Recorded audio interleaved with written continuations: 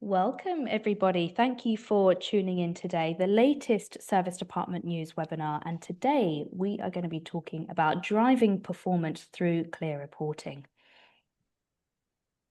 My name's Eloise Hanson. I'm the editor here at Service Department News, and we are an online trade publication covering the global markets for service departments, apart hotels, extended stay hotels, and serviced residences. Today's webinar is in partnership with revenue management platform PriceLabs, and we do have a very short video to play for you.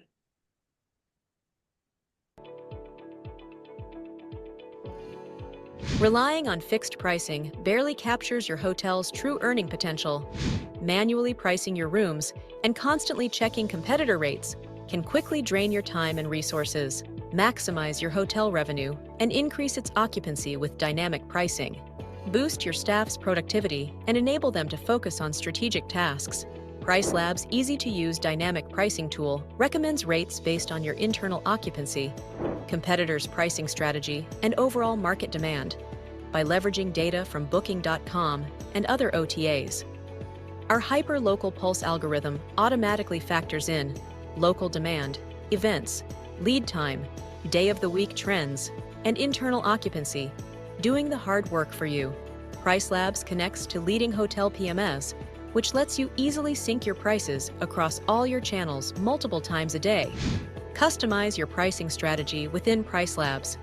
Set rate plans, internal occupancy-based adjustments, seasonal pricing, and minimum stay restrictions to optimize your revenue.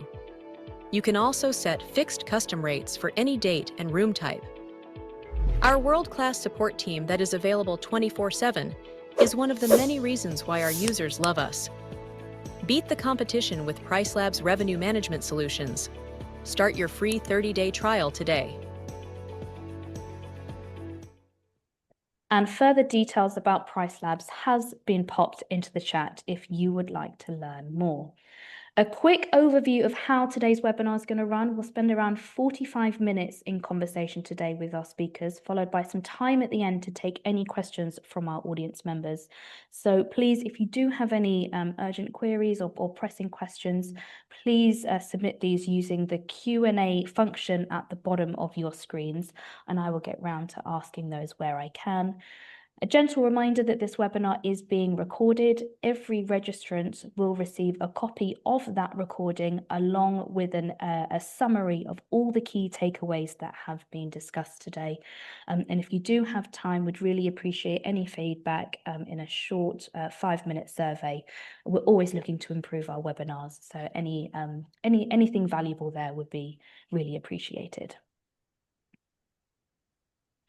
So, before we get stuck in, I always like to provide some context. This really helps to kind of highlight why we're here, why are we talking about driving performance through clear reporting.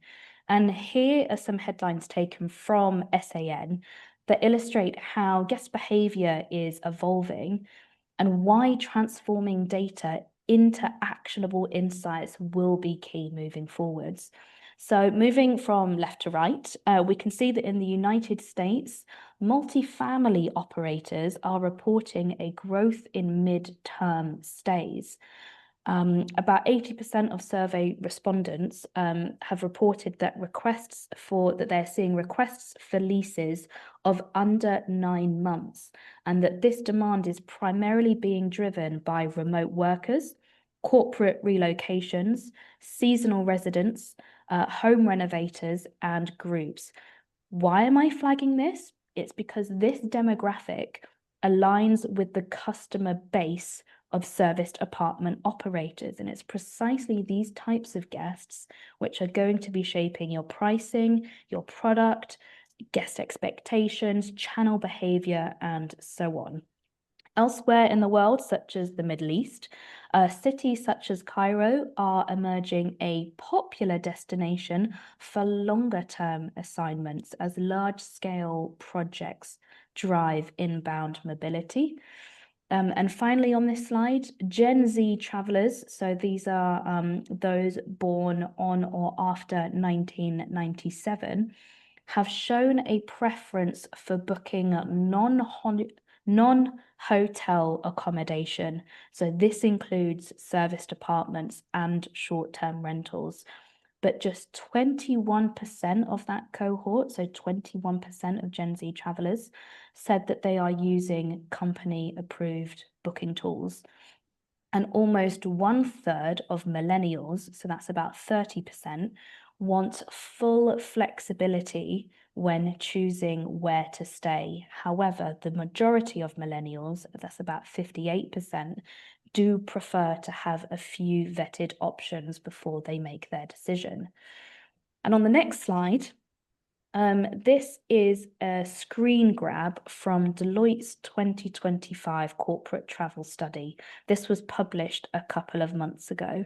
And I won't linger too long here because I'm not sure whether sustainability will crop up in today's conversation, but I think it's worth highlighting nonetheless.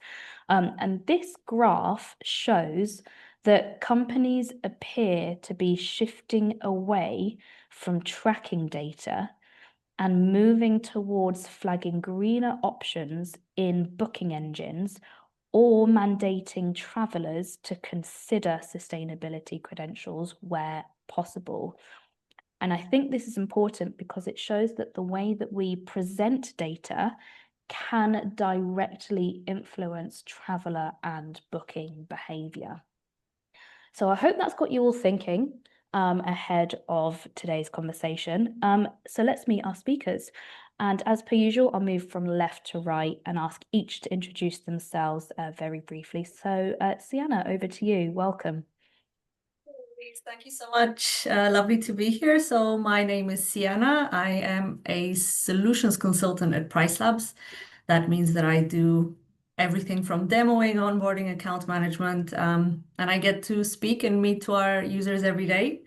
I've always been in the hospitality industry, moved from tour operator to hotel world, and now in the revenue management solution world.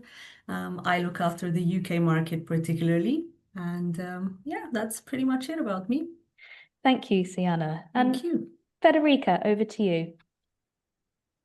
Hi everyone, I'm Federica and I'm a revenue and distribution strategist. I run my company Superosti, where I help operators make their hotel or apartment portfolio more profitable and more efficient. I've also been on the operator side because I was running my small boutique hotel in the north of Scotland. So I really understand the challenges behind the number. At the moment, currently, I work with clients across the UK and Europe. And my idea of revenue management is that revenue management should be clear, scalable, and above all, impactful. Thank you. Thank you, Federica. And Gavin, over to you. Good afternoon, everyone. My name is Gavin Pereira. I've been in this sector for the last 15, 20 years. Running check-in apartments, I lead a team helping a range of business customers with consulting on their service apartment programs, group stays, and general business travel. I've been in the sector, seen it grow from the early days when it was very supplier driven to the current form where it's very client driven. I'd like to bring a biased perspective and a booker's perspective to today's conversation. And I hope we can share a lot of useful information for everyone. Thank you, Gavin, and thank you all. So all the LinkedIn profiles of our speakers are in the chat. Do connect, do ask your questions, do carry on that conversation because we have got lots to get through today.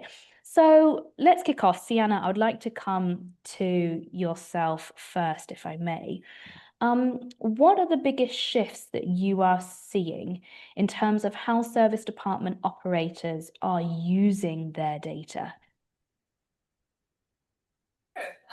It's a big question. So I've been with PriceLabs for almost 3 years now. And when I joined, we went from a couple of reporting solutions in our portfolio reporting tools to now having a lot more evolved in any sense that you want. So there's so much that you can build and do in terms of reporting, which I think shows just how much the need for clear or available reporting has become and how much it's evolved and how much more people are actually starting to educate on, the importance of it.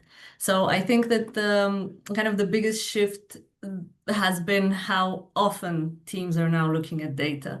It's not just a monthly thing that you do, you get a report and you look to see what happened last month or last year, and then you move on from it, because that's how it used to be before. But now I think that everyone is relying on that data daily because there's so many shifts that are happening nowadays. So it's not just the movement in your market. We're seeing flexible stays nowadays, mixed length of stays.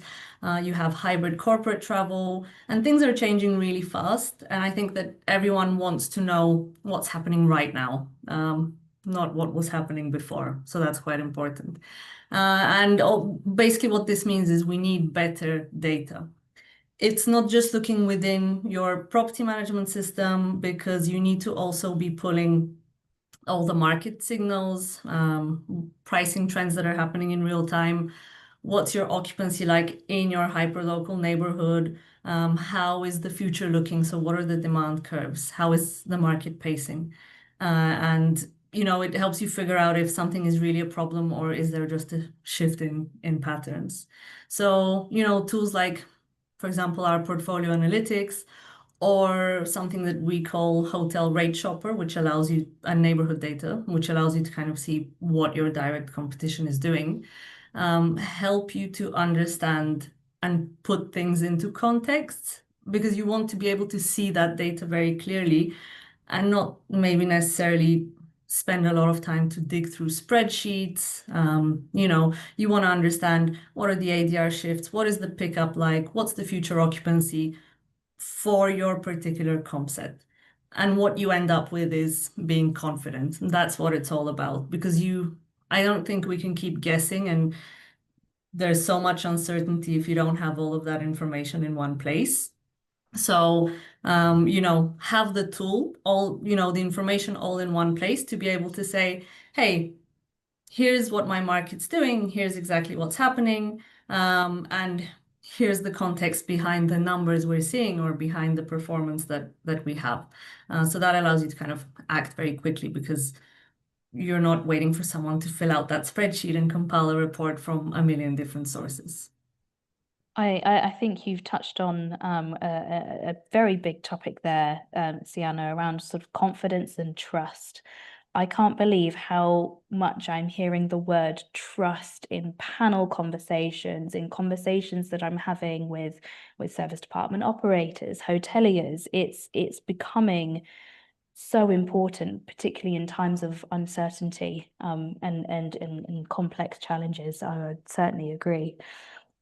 Federica, similar question to yourself, please, and feel free to sort of build on what Siana's just said. But what are those new metrics that are now becoming more important or critical in that decision making, not necessarily process, but from an insights perspective? Yeah, I completely share the vision of Siana. So we are seeing more, what I see in the portfolio report is an interest in what is happening, not what happened in the past. I call this a shifting from a more descriptive approach to a predictive approach, what I call the behavior KPI. So KPI like the occupancy, the standard occupancy, the ADR, the RevPAR, obviously they're still very important, but they don't tell us what is happening next. They don't even tell us what we need to do to make this happening next. So what I always look for in the report in terms of KPI are KPI that can explain where my property, where my portfolio sits compare both to the market and both to my strategy. So for example, if you're thinking about the booking window, so booking window is an average number, but that doesn't tell you a lot. It starts telling you a lot if we benchmark our booking window for a specific period with our competitive set, with the market, and ask ourselves where we are. Are we aligned with the market? Are we behind? Are we ahead? And if we are behind, is this a position where we want to be, or is it something that it's happening and we are not even keeping track of that? For example, I'm in a low demand period, let's say November in Europe, where it's almost everywhere, challenging and tough time. Booking window, let's say, is 30 days. My booking window is 10 days. For me, this one is a big red flag.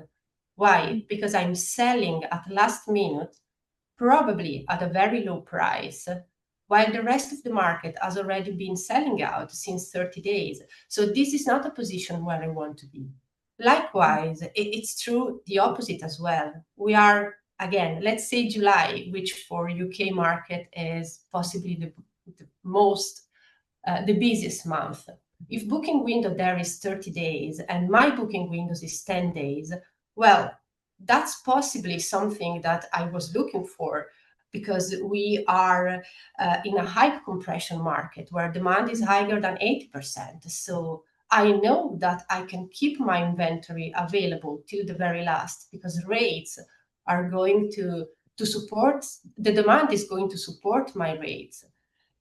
So when I speak about behavior KPI, predictive KPI, this is what I'm meaning. It's more analytical, it's more critical. The same can be for the pacing. I can be 100% fully occupied for November, but if I don't have anything on the book for the next 3 months, well, guys, we do have a problem, because we don't have pacing, and maybe the market is already 60%. So what we're going to do? What about the number of the reservation we received in the last 14 days? Is the property receiving the reservation?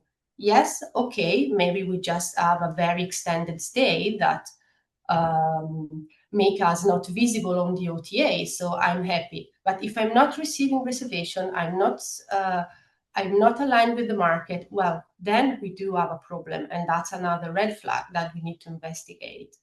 Then there's the pickup at 14 days. This is essential. I don't have any pickup. Market doesn't have any pickup. There's no pride in keeping the price high. It's just, we're going to get empty. So it's just understanding as low as we could go, as competitive, as flexible we could go to get that little demand that's around. Likewise, we see spike in pickup. We need to check, because there might be an event that has been, we were not aware of, or there's something which is happening in the market that we need to investigate and change our price, change our restriction. And last one, that's the one KPI possibly most overlooked, the minimum meeting price. When I open the PriceLab dashboard and I see 3 months at minimum price, we're not doing revenue management. We're just setting a price. We are just getting into the market with our lowest price. So obviously we're doing something wrong in terms of pricing strategy.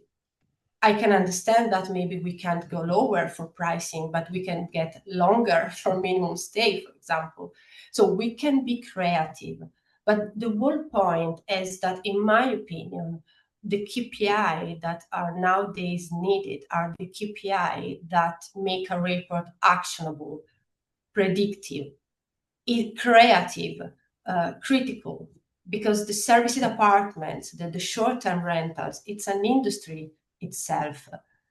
And sometimes maybe we inherited the KPI from similar industry like pure hotel, where numbers are more static, are less complex. But this is a very complex, specific market. So even the KPI need to follow the dynamics of this industry. Thanks, Federica. You've touched on quite a point here that operators now probably need to be more nimble than ever and flexible than ever, and being able to adapt and pivot quite quickly to changing demands. So with that in mind, Gavin, I'd like to come to you next, please, in terms of what can operators do in order to enable their teams to make those faster decisions on quotes, rate, prices, pricing, and how can that information be presented, be better displayed? Excellent question. Thank you, Eloise. The panelists, my fellow panelists have raised some very valid points. The market is very dynamic. There are months like July, for example, let's UK, for example, where you could hold out to right up to the last minute because the demand is so excessive. But what we're seeing right now, at least this side of the world, it's quite a client-led market as opposed to a supply-led market that we had pre-pandemic. So staff and sales teams across the board are sometimes being put in positions where they've got to think like a commercial director, but they're not commercial directors. So we kind of need to find ways to power them up, enable them. Um, one way of doing that is in terms of the pricing data, the achieved pricing data. I know sometimes rate shopping tools go to channels and pick up automated pricing data. This may not always be relevant for the B2B market or for the long stay market. So my input and contribution here is mainly about helping the sales teams, the revenue teams, the reservation teams across all operators to be to be better prepared to make those commercial decisions quickly, because those quick decisions are what will enable their buyers to turn around large inquiries into confirmed business. So what are these areas of data that the staff need to have? For starters, the data of the last 12 months trading by apartment category, because apartment category is very different to hotel trading where you just got single, double, twin rooms. In the apartment world, you've got studio, 1 bed, 2 bed, 3 bed, where the pricing will completely change depending on the size of the unit. Having that achieved rate data, so like the past 12 months, achieved rates for that particular category, achieved occupancy for that particular category, will enable the team to take a pricing call much quicker than if they need to go and escalate this to a revenue manager, revenue director, commercial director. So my message to the operators out there is to use tools, perhaps tools like PriceLabs or Opera PMS or similar, but whatever tool you use, have a way to give your frontline teams, so the data needs to be trickled down, not just held up in a silo, trickled down, and the team needs to be enabled to, for example, in the last 12 months, in this executive studio, the average daily rate was £100. This year, we need to, do at least a 10% increase to meet budget. So they know at that point, the walk rate is £110, as an example. But being able to give them this level of information and that empowerment to take those decisions with data that is really broken down will really greatly help convert those prospective requests into confirmed business. So in terms of data, yes, enabling and empowering is part of the process. Thanks, Gavin. And that segues quite nicely onto my next question to Siana around how operators can start using data more proactively, especially when it comes to anticipating those shifts in travel behavior, just as what we've sort of touched on so far around those booking windows, the lead times. What would be your advice? Yeah, it's super valuable insights. I'm probably gonna, I think, touch on a little bit of what Gavin and Federica mentioned also, because it is all connected. So travel in general, and I think, we're talking also about corporate travel here, it's quite unpredictable. I think we all mentioned that you can't really rely on last year's patterns, or, for example, you might have budget shifts in companies and you might have these hybrid work models, and that might mean that this month, midweek is super strong, and then it softens the next one. So it is becoming quite unpredictable. And I think that the operators in the segment who actually pay attention to these signals that are happening in the market are the ones that are gonna get ahead. And as you guys also mentioned, not wait for occupancy to drop before we realize that maybe something is happening. So there's a few signals I think we should definitely take note of. I'm always gonna say pacing is first. For me, I think that that's very important. How is the market pacing, right? I think it's very important to see how is it pacing at this now compared to the same time last year in your market. So I use this all the time, like I mentioned before, in our neighborhood data tool. You can overlay last year today data, and it will show you how the market is occupying in the future today as compared to the same time last year. And that's whenever I show this to people, it's a huge game changer because it really immediately answers so many questions that you may have had and you may have wondered about. So you can basically see, are bookings coming in earlier? Are they coming in later? I think we're seeing in a lot of places the trend is that bookings tend to come in a lot later than usual. And Federica very rightly mentioned that maybe we're panicking and slashing prices last minute, and we could have done it could have been a different story basically if we had that information. So you could also use forecasting in your reporting, to see what your past performance was like, current pacing. You can use all of these publicly available market insights and just to give yourself a clearer understanding of where you might see markets shifting, demand softening, and so on. Another very important thing is your competitor behavior. So when we talk about hotels, if you're able to see what the availability for these hotels is looking like, how is the rate changing, when do they increase their rates? Obviously, something's happening, there's a huge demand, but do they suddenly, all of a sudden, drop their rates midweek? I mean, normally that in our context here could mean that there's a sudden sign that the corporate demand is softening, for example. And then something that Federico also mentioned, it's very important to know your booking windows. How far ahead are these stays being booked?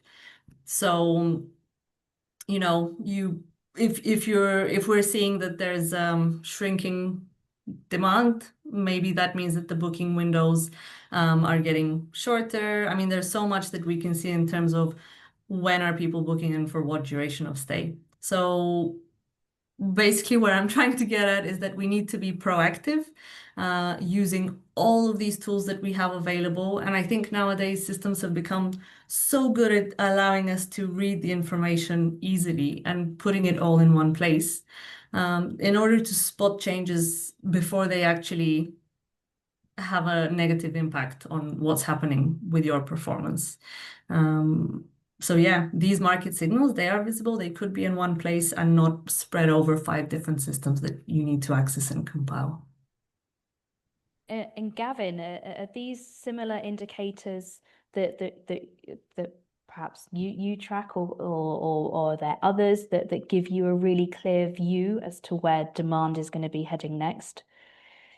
So it's different when you're on the client side, because there are many instances where business buyers could be talking to clients a year ahead, months ahead, sometimes even 18 months ahead. In terms of so I'd look at my geography first, of where my accommodations are positioned. I look at local economic activity. For example, is there a Rugby World Cup coming up? Is there a Football World Cup coming up? So I look at sporting events, any industrial events, for example, a launch of a new train line. I can tell you one thing, for example, in the London market, the Elizabeth line, even though its reliability may be questioned, it has been a bit of a game changer with getting people going distances they just normally would not even entertain. So it's keeping on top of the wider economic shifts and the wider events in terms of trying to figure out where demand is going. So everybody knows, for example, the recent dive with AI. I mean, I think hardly of us were even mentioning AI about 5 years ago. So if you are a business property, if you are in a position to cater to the offices that host these technology companies, I would be making sure that I'm talking to either the buyers from these companies or the agents and travel management companies who arrange travel for these companies. I think there are indicators. Sometimes the frustration for operators is that what you see and what actually happens, there can be quite a gap. Like I said just now, we talk to some companies a year before they actually start doing business because they'll be planning things, they'll be resourcing for a new office or a new product launch. And I think in terms of trying to find indicators, my strongest suggestion would be to keep on top of the wider economic movements, the wider infrastructure movements in your location of interest, in your local territory and national territory sometimes. So yeah, that would be my best suggestions to work out where the demand is going next. Yeah. Thanks, Gavin. I mentioned earlier that confidence and trust is becoming more and more prevalent, or at the sort of top of the funnel in terms of these conversations. And I think there is a lot to be said here around guest feedback, reviews, online reputation, and how your guest satisfaction data feeds into this. So Federica, I'd like to come to you next, please, around how that guest satisfaction data can feed into performance decisions. Thank you for this question, because it's actually one of the most debated during the team meeting. Review, guest feedback, review score are not only customer service. They're not post-stay sentiment that we need to track to get the badge. So all of these reviews, all this score as a performance KPI, it's a core revenue driver. I look from my perspective, which is the one of the revenue manager, but every single point of the review score has an impact on the future of your listing. For example, one of the most important that sometimes is overlooked. I mean, nowadays it's becoming more popular, but since at least years ago was completely overlooked. The reply time, the reply score. Now, the time you need to reply to your guest, in-stay, pre-stay, post-stay, whenever, this is actually a metric.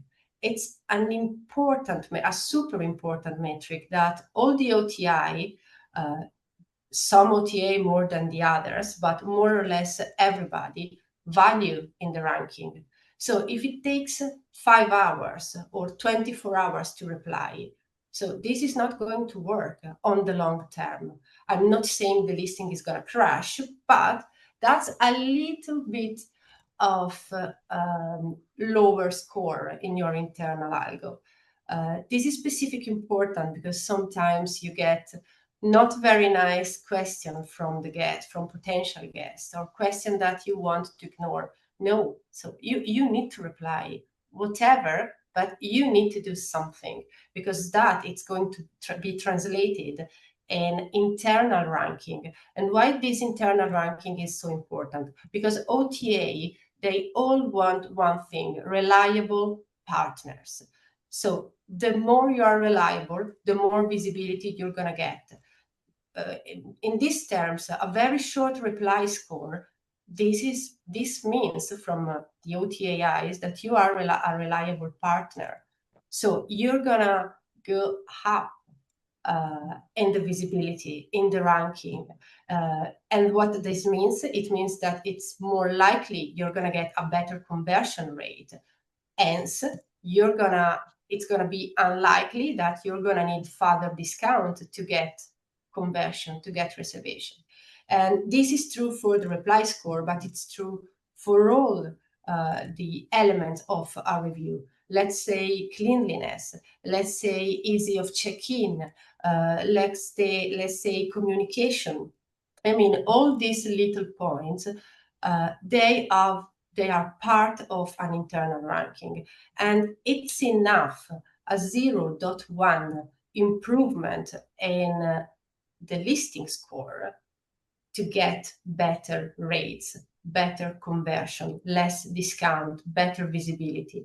So again, customer service, it's not in a silos. It's deeply connected with I wouldn't even call revenue strategies. I would call commercial strategy of a unit, of a service department.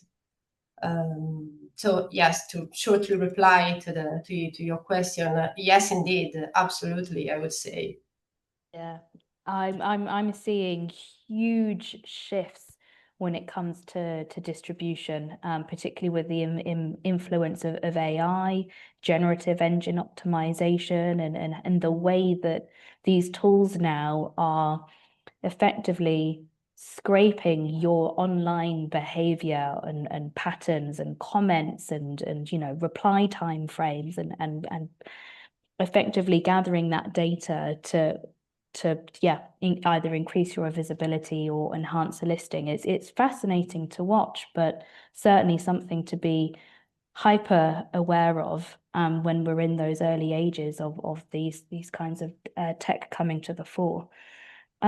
Gavin, how much weight does guest experience data carry when it comes to selecting accommodation partners?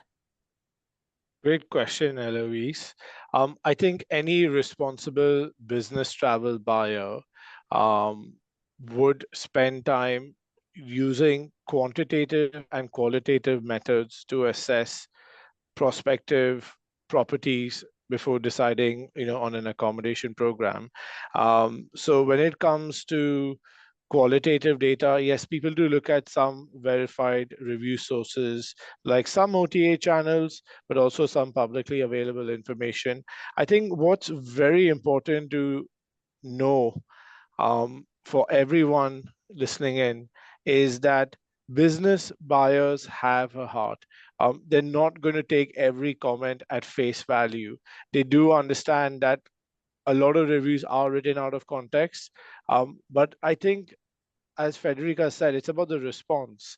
If that response, whether it's responding to a good review or a bad review, if that response is to the right tone and the tone the property wants to project, that's what makes the difference. So yes, bad reviews do happen, things do go wrong, but it's about how you handle it. A lot of prospective buyers will look at what did they do to repair the situation as opposed to what actually went wrong. In terms of the quantitative data, when selecting options, people like predictability, people like reliability. If they notice big swings, it immediately makes them doubt the reliability of a place. So that's something to bear in mind when planning growth, and when planning, your revenue strategy, for example. Without good reason, it does throw buyers off when rates either go up too much or go down too much.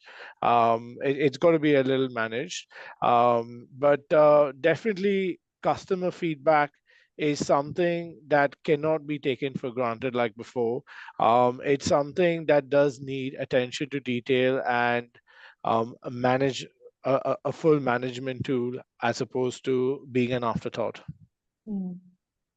And I want to flip back to Federica, if I may, because it just sounds that there's so much data to be tracking. The market is at once sort of expanding, it's diversifying.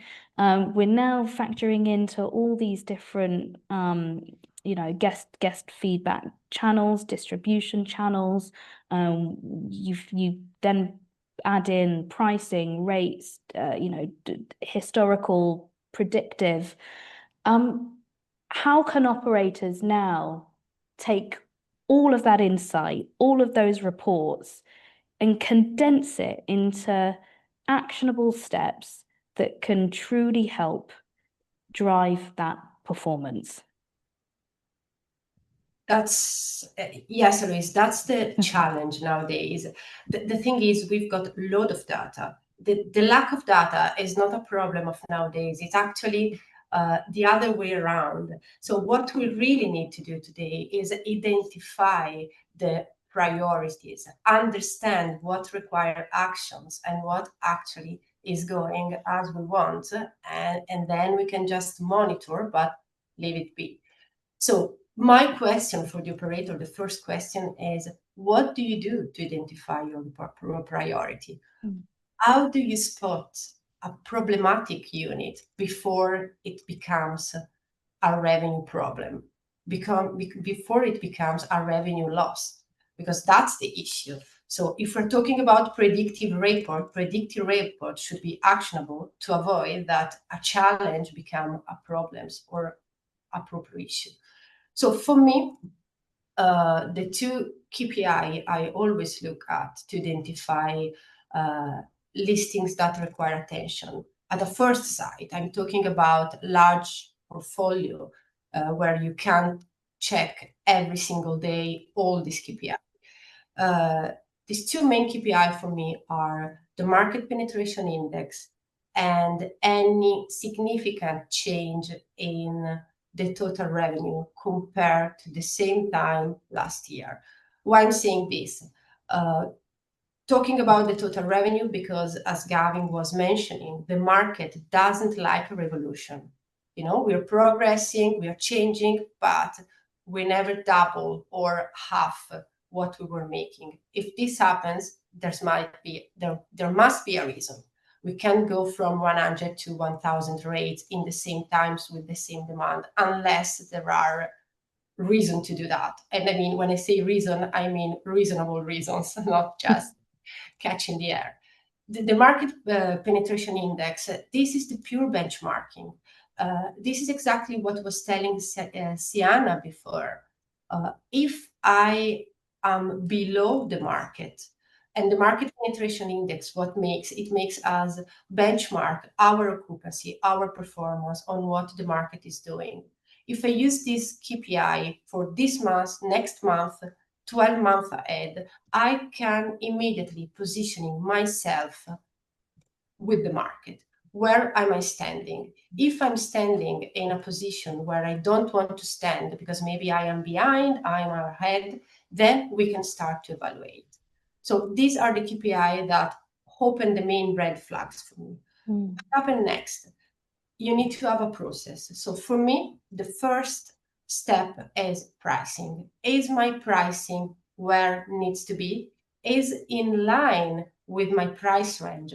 Because again, there's no pride in pricing. So your properties sit in a price range, which is due to the location, to the property feature, to the owner requirements. But you need to stay in that range. You can't be skyrocketing or below the 15th percentile if you have a 75th percentile property. So you need to stay in a range, and your price should fluctuate harmoniously following this range.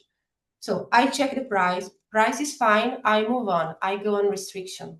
Is my minimum stay in line with the market? Because if the market is a 2-night stay, I can try setting 3 or 4, but this is going to happen possibly, but probably not, because we are over restricting the market indication.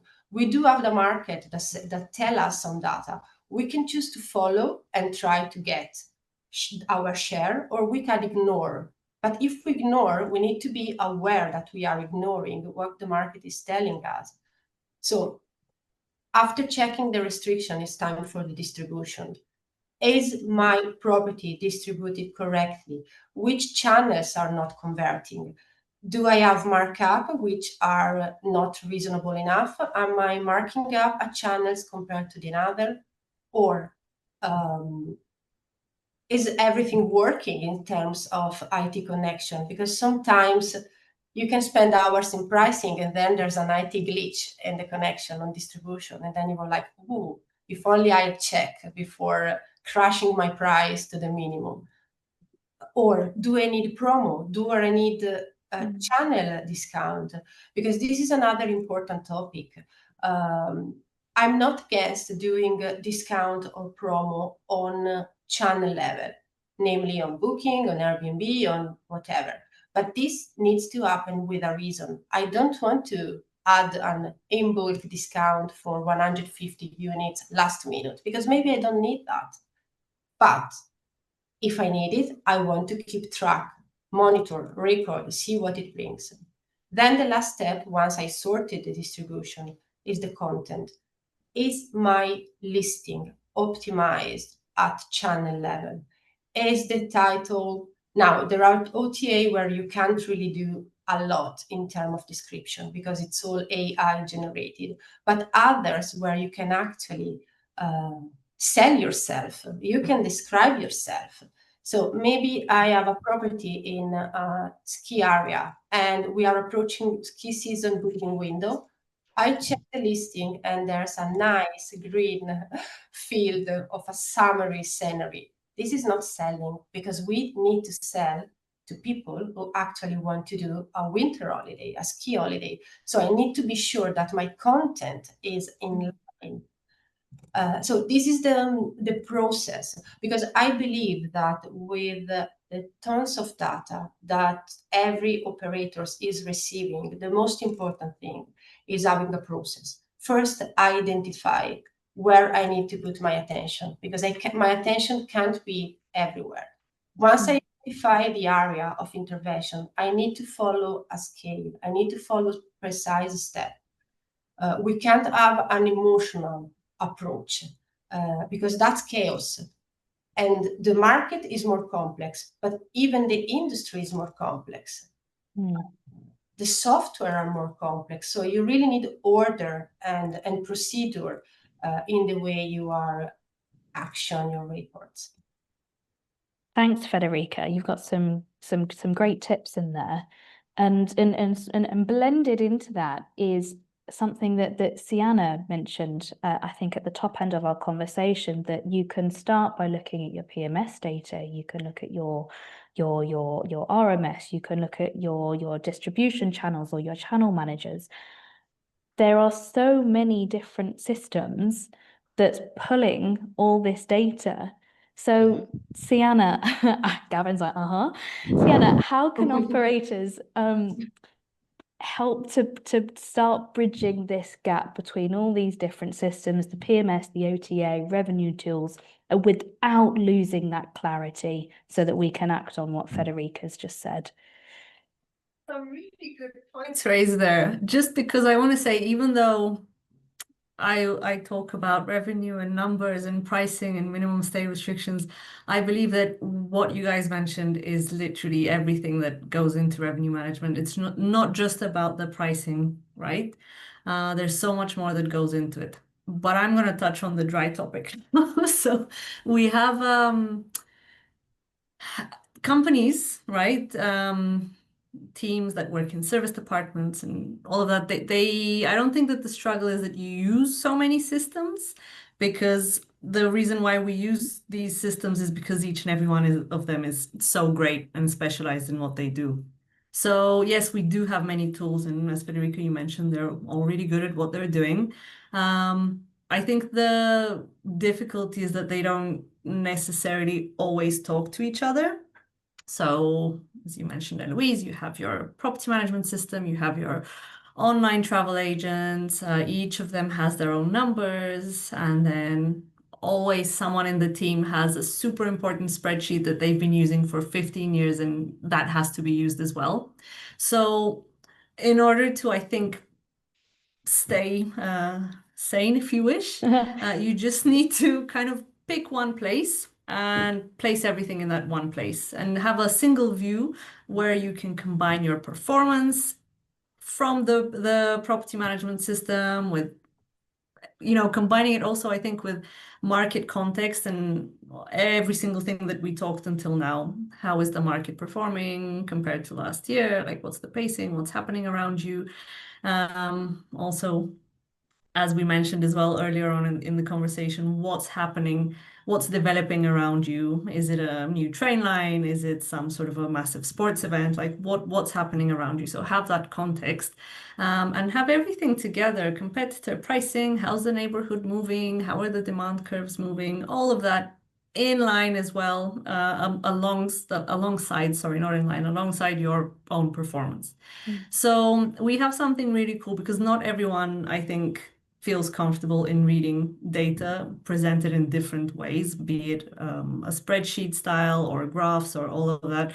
We have something really cool, which is called AI Insights. I'm just bringing in AI back into the conversation, and you can literally ask it anything. What changed last month? Or which of my hotels is pacing behind last year? And you get a clear answer and it tells you exactly what's changed. And that just takes seconds instead of you having to sit there and kind of read through it. Still sit there and read through it because you'll find out more information, but this is just making it a lot easier. So, yeah, but basically bottom line is don't jump between systems, exporting file, doing analysis. Just go to one place where it's easy for you to manage all of that information. And I think that if I can just give a very small tip on something practical that people can do or teams can do, starting straight away, is have a available, ready to view dashboard, if you wish, every single morning. So there's a place where the whole team will go. They'll check what's happening, whether you're looking at market data to see how demand is shifting, or you're looking at your booking insights to see how your own performance is. Every single morning, just being able to go in there and see how things are changing. This data is being updated every 24 hours. So it's live data, it's updated consistently, and it gives you a very good context into what's happening. Thanks, Siana. Similar question to Gavin around the value of data sharing and transparency when making those all important decisions. What are you seeing amongst the client side? From a client side, sorry, just picking up what you mentioned earlier, Eloise, trust is a very big factor for the business travel market, 100%. Sometimes clients will question very restrictive policies as, does the property not trust their quality, and is that why it's so restrictive? It is a bit hard to get buyers to buy into very restrictive policies, there's no doubt. Then also, sorry, just one thing I do want to suggest to the audience, which is in line with the topic of today's conversation of driving performance through clear reporting. So in a given day, an operator could have, obviously depending on the size of the business, you could pick up on a Monday morning 20 new reservations, for example. Something to look at from a P&L perspective is the P&L on each of those 20 reservations. Now, depending on how your setup is and how the business is set up and what numbers you have, how old the business is, but if you could run a P&L by reservation, this will greatly help influence a lot of future decisions. This data will change drastically when it's a 3-night reservation over the weekend versus a 30-night reservation from a business traveler versus a 6-month reservation from a relocation booking. This is the sort of data that will not only give leadership the confidence and management the vital data they need to act upon costs, but it'll help people realize where the bottom line is actually coming from. Perhaps the bottom line is coming from very high rated weekend leisure bookings for your property. This answer will change obviously depending on the dynamics of each property, but then perhaps most of your profit is actually coming from your long stay bookings. But rather than everyone giving their opinion on whether A or B is profitable, the best way is to run a mini P&L. Some accounting softwares do have this sort of functionality. Some PMSs also have this functionality, but it depends. It will help you work out where your sweet spot is. And then you can look at which channels brought those reservations. Perhaps some channels are bringing the most profitable reservations. Perhaps some are not so much bringing the most profitable reservations. Okay, coming back to what you asked me, I'm going to be very quick.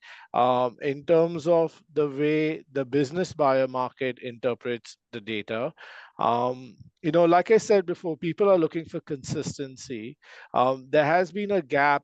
One of the reasons apart hotels have thrived is because many buyers wanted the consistency. They got the apartment experience, they loved the apartment experience, but somehow a lot of them felt they needed the consistency of a hotel. So consistency, you don't have to be a hotel, but consistent in whatever you do as an operator is one of the key elements of what builds trust in buyers.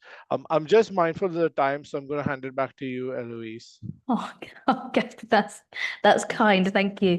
'Cause I want to give a final word to Federica. And it's a sort of summary note, I suppose, as to what needs to change now in today's market in how service departments should interpret their data. Yes, that's a good recap of whatever we said altogether. So for me, the main shift should go from a descriptive approach to a predictive one. For a long time, we have looked at the data just to see what is happening now and what has happened last month and how we are going this month. But in my opinion, the report, the main object of the report is that they need to be actionable.